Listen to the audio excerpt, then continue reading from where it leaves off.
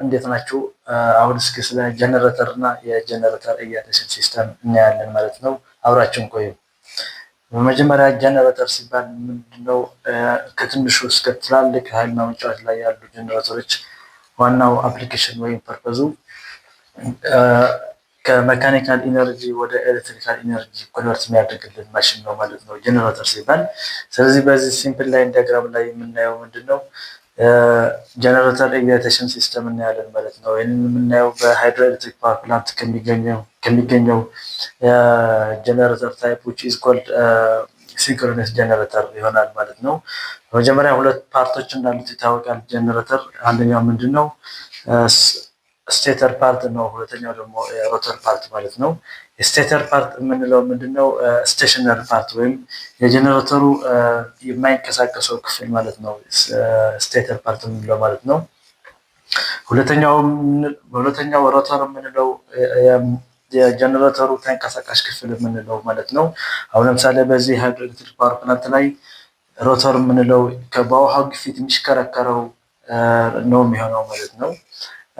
ስለዚህ ጋር ኤሌክትሪክሲቲ ወይም ኢኤምኤፍ ኢንዱስ የሚሆነው በፋራዳይስ ሎው ኤሌክትሮማግኔቲክ ኢንዳክሽን በሁለት መንገድ ኢንዱስ ሊሆን ይችላል ማለት ነው። አንደኛው ምንድነው?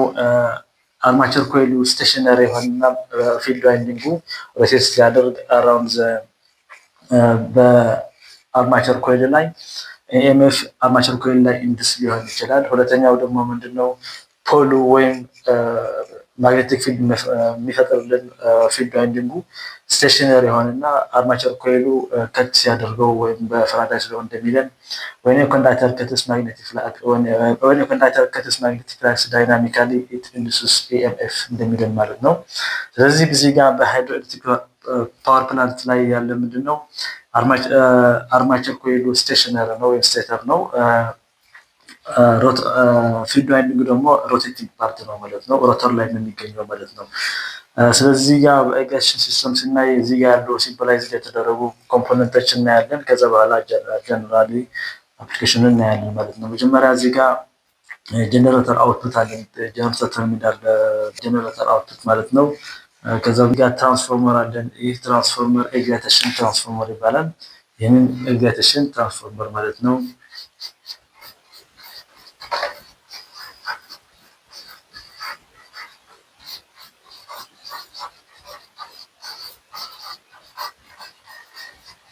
ይህን ኤግዚቴሽን ትራንስፎርመር ምንድነው? ለምሳሌ የጀነሬተር ተርሚናል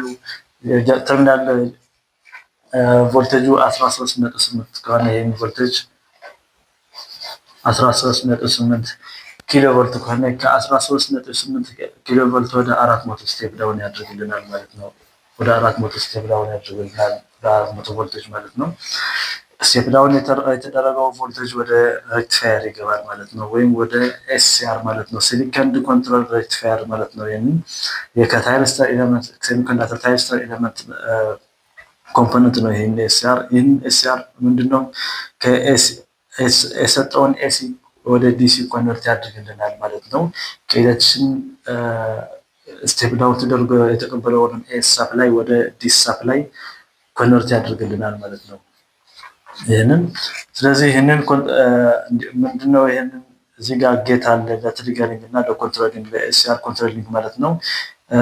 እዚህ ጋር ደግሞ ኤቪአር አለ። የኤግዚቴሽን ሲስተሙ ሁሉንም ኮንትሮል የሚያደርግልን ኤቪአር አለን እዚህ ጋር።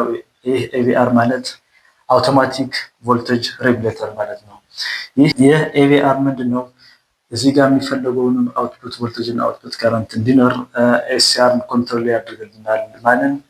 ፊልድ ዋይንዲንጉን ማለት ነው። ወደ ፊልድ ዋይንዲንጉን የሚሄደው ከረንት በኤስሲአር ኮንትሮል ያደርግልናል።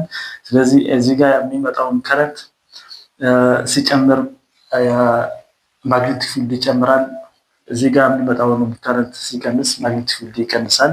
እዚህ ጋር የሚፈጠረው ማግኔቲክ ፊልድ በጨመረ ቁጥር እዚህ ጋር የሚኖረው ቮልቴጅ ወይም አርማቸር ኮይል ላይ የሚኖረው ቮልቴጅ በጣም ይጨምራል በስቱዲዮ ማለት ነው። ለመጀመሪያ ለስታርትአፕ ማሽኑ ከተነሳ በኋላ ኤግዚት ከተደረገ ለስታርትአፕ ከባትሪ ያገኛል ማለት ነው። ከዲሲ ሳፕላይ ባትሪ ያገኘ ለተወሰነ ሰከንዶች ማለት ነው። ከዛ በኋላ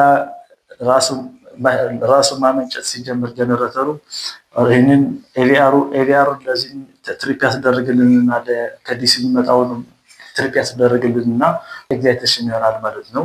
ሰልፍ ኤግዛይቴሽን ይሆናል ማለት ነው። ስለዚህ እንዴት ነው ይህንን ኤቪአር እዚህ ጋር የሚፈልገውን ከረንትና ቮልቴጅን በእነዚህ ቪቲ እና ሲቲዎች እነዚህ ቪቲ ነው ወይም ቮልቴጅ ትራንስፎርመር ለፕሮቴክሽን እና ለሜጀርመንት ሲስተም ማለት ነው። ይህንን ደግሞ ከረንት ትራንስፎርመር ነው ይህንን ለፕሮቴክሽን እና ለሜጀርመንት ሲስተም ማለት ነው። ይህንን ሲቲ ሁሌም ኮኔክትድ የሚሆነው በኢንሱሬንስ ነው። ቪቲ ወይም ቮልቴጅ ትራንስፎርመር ኮኔክትድ የሚሆነው ሁሌም ኢንፓራለል ነው ማለት ነው። እነዚህ ሁለቱም